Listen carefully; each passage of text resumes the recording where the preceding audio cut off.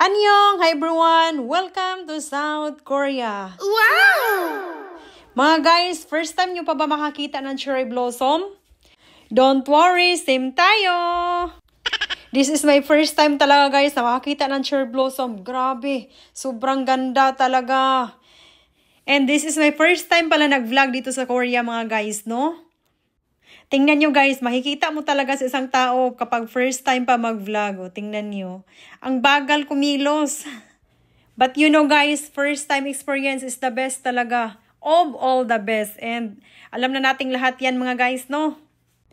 Alam nyo ba guys na until now, hindi pa rin talaga ako makapaniwala na makakarating ako dito sa South Korea. Sino bang makapaniwala, no?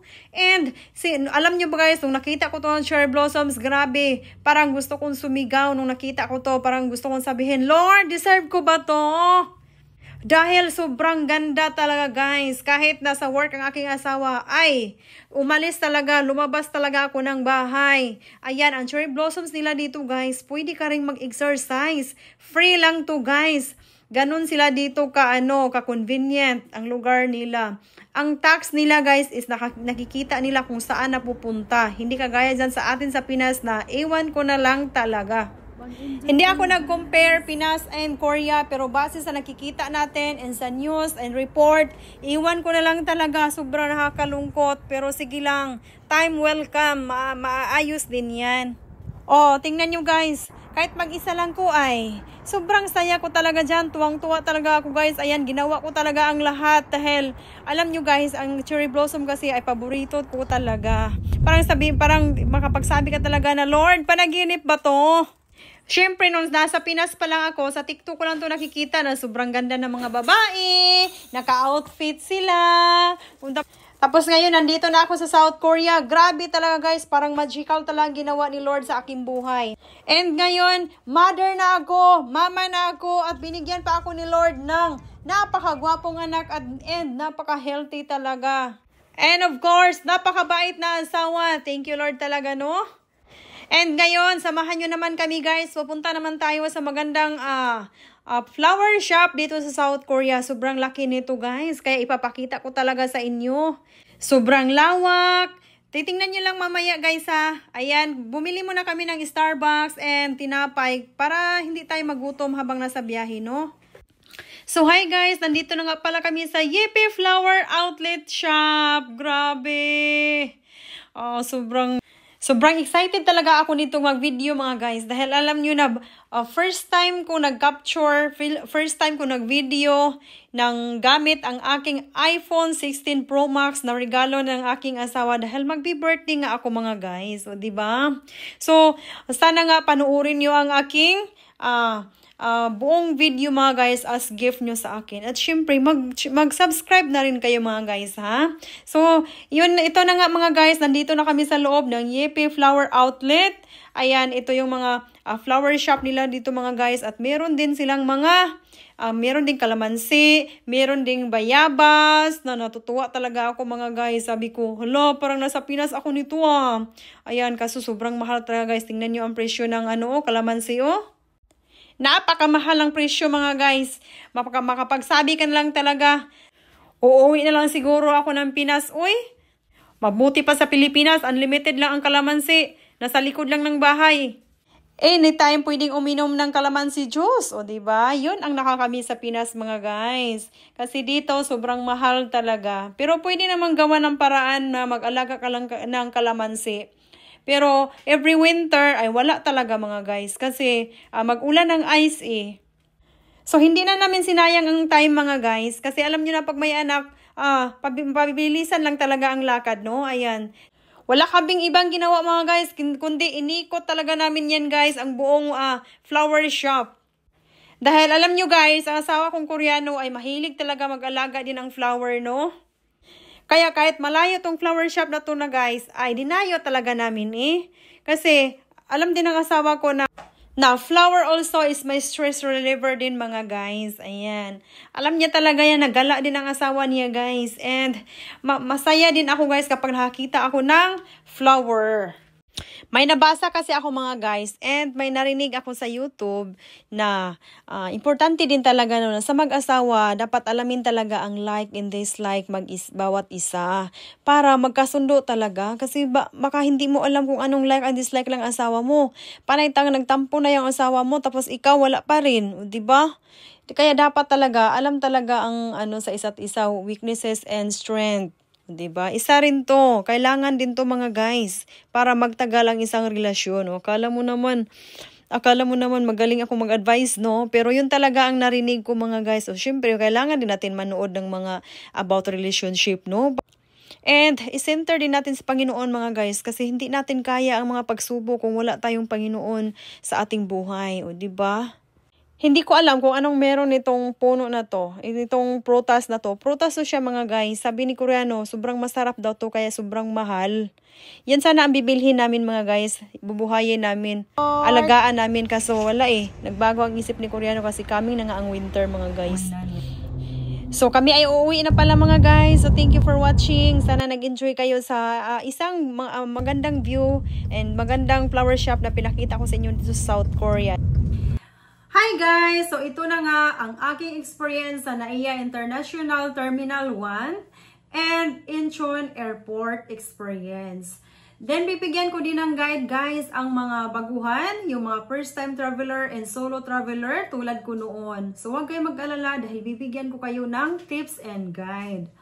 So bago tayo mag-proceed, pahingi naman ng 5 minuto. 5 minuto, hindi 5 minuto. Pahingi naman ng 5 seconds. Pindutin nyo naman ang subscribe. Pang birthday nyo sa akin kasi malapit na po ang aking birthday mga guys. So, diba? Ang inyong suporta ay malaking tulong sa akin mga guys. So, let's go!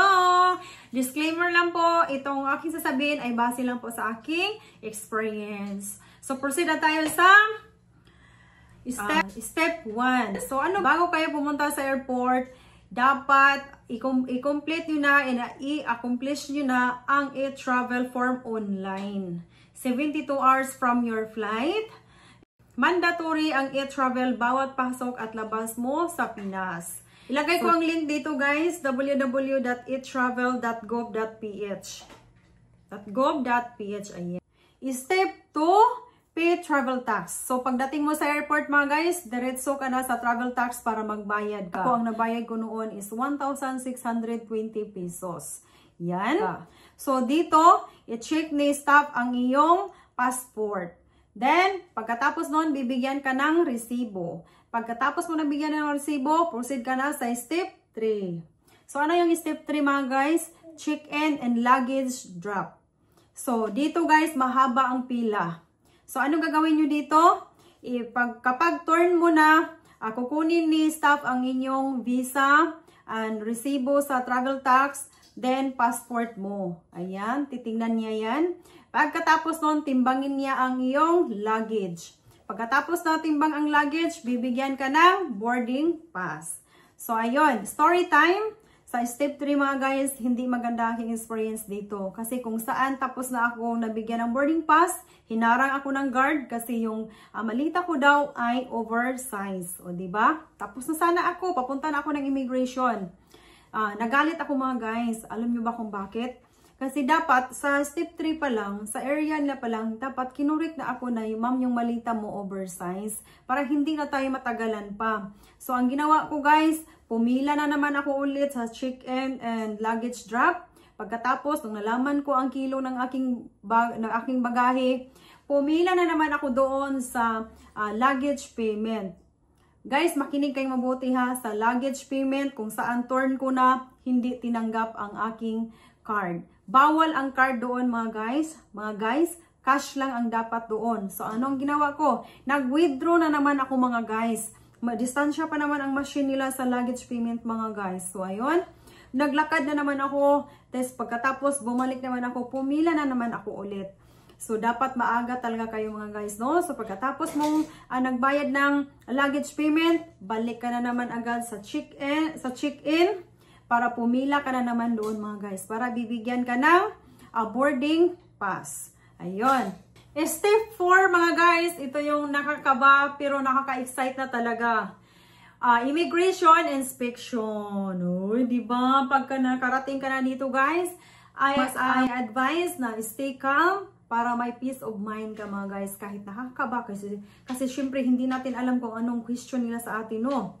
So, stay calm and para may peace of mind ka mga guys. So, kapag turn mo na, ibigay mo ang iyong passport and visa mga guys. And then, mag-antay ka kung ano ang hihingiin niyang follow-up question and requirements. Yun. So, as Korean wife, sa mga asawa ng Koreano dyan mga guys, ito, makinig kayo. Magdala kayo ng marriage certificate, CFO certificate, photos together, and conversation nyo mga guys. Ganito ko ginawa. Dahil gusto ko kayong matulungan mga guys. So, ito, ang lahat ng mga requirements nyo mga guys, ilagay nyo sa isang envelope para pag hiningi ni staff ay mabilis nyong mabigay. Ayan. Ganito ko ginawa ang aming photos together ng aking asawang Koreano. Ayan. From the start ng inyong relasyon to present, 5 pages lang naman mga guys. So, ito yung pinasa ko din sa embassy, no? Ang ginawa ko mga guys, nagpa-print ako ng 5 pages para ready na lahat-lahat. Ayan. Ito, dito ko ginawa mga guys. Nung unang nag-meet kami ni Koreano, may date yan mga guys, 2017. Then, in-upload ako ni Koreano sa kanyang Facebook. Ayan, may date din to mga guys. May date din ito. Then, conversation namin ni Koreano. Nilagay ko rin dito guys kung kailan nag-propose si Koreano. Diba? Paano ba mag-propose ang isang Koreano? Diba? Maiba muna ang topic natin mga guys, no? Can you get married paper? Ganun ang sinabi niya mga guys. Ang cute. Hindi man makita ang date dito. May date yan guys ang conversation ko para paniwalaan talaga. Next kong ginawa mga guys, video call namin ni Koreano. Video call namin ng nanay ni Koreano. Video call namin ng kuya ni Koreano. Video call ni nanay ko at nanay ni Koreano. At video call ni Koreano at ng mga kaibigan ko. Diba? Para paniwalaan talaga mga guys. Kasi nandyan ka na. Dapat mautak tayo mga guys. Next naman is pinaka-importante talaga is yung wedding day nyo mga guys. Ayan. Nilagay ko dito guys yung nagsukat kami ng gown, o di ba? Then wedding day niyo guys, ito yung mga visitors ko. Ganon. Tuturuan ko talaga kayo para hindi kayo mahirapan mga guys. Then pwede naman din family pictures mga guys. Ayan ito. Nung nag-meet si Koreano at ang family ko, di ba? Ready talaga guys. Kasi pag may hiningi, bigay agad. So, mamaya sasabihin ko sa inyo guys kung ano ang question ni immigration sa akin. So, proceed muna tayo mga guys. So, tips ko pala guys sa immigration, be honest. Be honest mga guys. Kailangan kung totoo naman ang relasyon ninyo, I'm sure hindi ka naman talaga magkamali, no? Be honest. Tapos, answer with respect. Guys, let's talk, let's mistake, you know? Short lang ang sagot mo, pero may laman. With respect, mga guys. Ganun lang talaga. Then, eye-to-eye contact, mga guys. Yun ang pinaka-importante. Pagkatapos mo sa immigration inspection, mga guys, step 5 ka na, mga guys. So, diba? Security check. Ayan. Dito, guys, pag ito pa-turn, dapat empty na lahat ang pocket mo. Empty na pa ang lahat ng bulsa mo. Ayan. So, dapat comfy ang suotin nyo mga guys para mabilis tanggalin. Lalo na jacket, then belt, media, sapatos. Ilagay mo na sa yung hand carry mo. Ilagay mo na sa tray. Ayan. Para pag turn mo na, mabilis na lang, mabilis ka na. Diba? So, comfy dapat mga guys. Ayun. Ito na. Pagkatapos mo sa step 5 mga guys, tapos ka na sa security check, punta ka na sa boarding gate mo, di ba? Wait for boarding na mga guys, di ba? Ito na, nakaka-exciting na talaga. So, ang gagawin mo dito guys, kapag tapos ka na, nakalusot ka na lahat, waiting for boarding ka na, step 6, no? So, ayun, kumain ka na guys kung anong gusto mong kainin, kung Korean wife ka. Ako nun guys, kumain ako ng Filipino food. Filipino food kasi I'm sure matagal ako makakain ng Filipino food. Yung masarap talaga sa panlasa ko guys, yun ang kinain ko. Then pagkatapos mo nung kumain guys, puntahan mo na ang boarding gate mo kung saan. Para hindi ka ma-late and i-sure mo talaga na doon ka. Ayan. Then, ako nun guys is nagpaganda muna ako. Nagsuot ako ng maayos para pagkita namin ni Koreano ay okay pa sa all right. Pero winter yun guys. So, simplihan lang. Naka-jacket lang din ako. Yun. So, ito na guys. So, hi guys. Ito na nga ang question sa akin sa immigration inspection. So, hindi na tayo paligoy-ligoy pa. Ang tanong sa akin mga guys, ma'am, pagdating mo sa Korea, magkakaroon ka ba agad ng alien card? Mabuti na lang talaga guys na nakinig ako sa CFO seminar. So para sa mga Korean wife dyan or lahat ng nakapag-asawa ng foreigner, makinig talaga kayo mga guys sa CFO. For our seminar yun, dapat busog kayo mga guys para mag-sync lahat sa utak mo. Kung hindi man, dapat maalala mo man lang. Yan. Kung sa mga Korean wife dyan, dalawang seminar natin, CFO seminar and Korean workshop. So dapat makinig talaga kayo doon mga guys. So yun ang tanong nila sa akin mga guys. Pagdating mo ba sa Korea, magkakaroon ka ba agad ng alien card? Alien card, yan yung ano guys, yung kapag hinuli kami dito sa Korea, yon ang ibibigay namin. Yon ang gagamitin namin na labas-pasok sa Pilipinas. Wala kaming problema. Yun. So mabuti na lang tayo guys, alam ko ang sagot. Sabi ko, hindi po ma'am, kasi kailangan pa magpa-register online. Kasi pilahan, apunuan yun mga guys. Then, sabi ko, hindi ma'am, kasi kailangan pa magpa-register online. Then, pagkatapos, mag-attend ng seminar sa immigration dito sa Korea. After that, mag-antay ka kung kailan ipapadala sa'yo, kung gusto mo ipa-deliver sa bahay niyo or mag-walk-in ka. Ganon ang sagot ko. Stop agad mga guys! O, diba? Wait, hiningian pa pala ako guys ng marriage certificate mga guys. O, diba? Kaya always ready talaga mga guys ha. Lahat mga documents nyo, ipaprint nyo ng 5 pages mga guys para ready talaga. Ayan. Next naman guys, ito naman ang aking experience sa Incheon Airport. So ano bang requirements doon guys? Alam nyo bang madali na lang, di ba? So, ang hihingi doon guys is customs declaration form. Yan.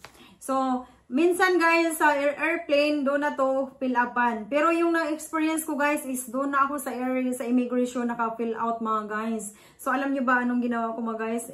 Nakapila na ako. Pumila na ako mga guys. So nakiusap lang ako doon sa Pinoy na EPS worker. Shout out sa'yo kung saan ka man ngayon. Sabi ko, sir, wala akong ganyan. Kailangan kong kumuha doon. Oh, please, yung pila ko, wag mong paanuhan ha. Wag mong papalitan. Ganon ang ginawa ko mga guys. Tumakbo ako mga guys. And kung nagsulat ako ng pabilis, nag-fill out ako ng mabilis. So, tips ko sa inyo, magbaon kayo ng on ballpen mga guys. Okay? Pagkatapos mo na fill out yun guys, ang na-remember ko doon is name mo, anong purpose mo dito sa South Korea. So, lagyan mo lang ng married. Ayan. Then, pagkatapos doon guys, ibigay mo sa immigration staff. And passport mo and Korean visa mo. Siyempre, valid talaga mga guys, no? Dapat yung passport natin is valid for another 6 months. Diba? Para wala kang ibang iisipin. Yan. Pagkatapos nung guys, mag-fingerprint ka sa immigration ng Korea. Then, tapos na. Puntahan mo na ang luggage mo.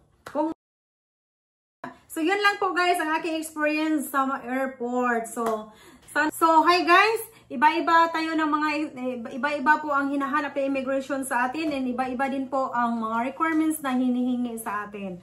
So, ito lang po ang aking experience mga guys. Please, kung magtanong kayo sa akin, pwede niyo ako i-message sa aking Facebook, TikTok. Ilagay ko dito guys ang aking TikTok and Facebook account. Okay? Huwag kayo mahiyang magtanong, lalo na kung naguluhan ka. Nandito lang ako to help you mga guys, di ba? Tayo-tayo lang man ang magkaano Tayo-tayo lang naman ang magtulungan, di ba? So, yun lamang po guys. Bye-bye and God bless. Saranghe!